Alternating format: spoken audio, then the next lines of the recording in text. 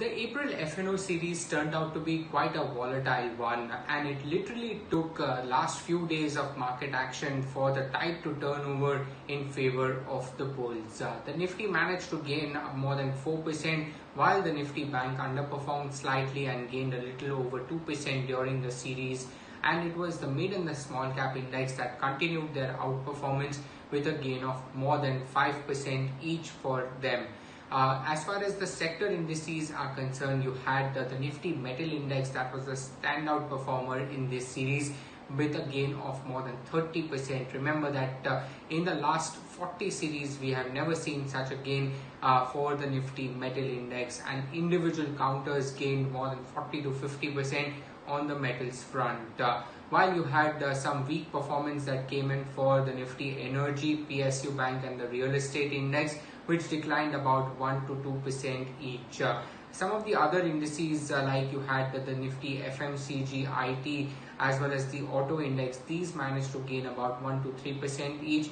And then you had the Nifty Financial Services Index along with the PSE Index and the FMCG basket as well, which advanced about 2.5 to 4% each. Now, as far as market rollover is concerned, up to a day before, the market rollover picture was not as enthusing. If you have a look at the current market rollover, that was well below the last 3-month average that we've had, which indicates that market participants are reluctant to carry over their positions from the April to the May series. If you have a look at some of the stock gainers and losers that we had, it was all the metal stocks that were buzzing in trade, and you had individual stocks like JSW Steel which gained more than 50-60% each.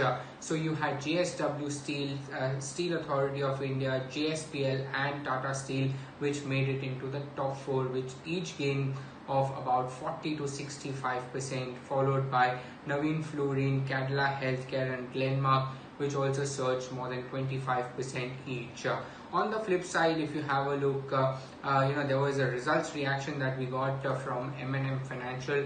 That stock tanked about more than 15%. Then you had double-digit losses that came about for Escorts as well as DLF.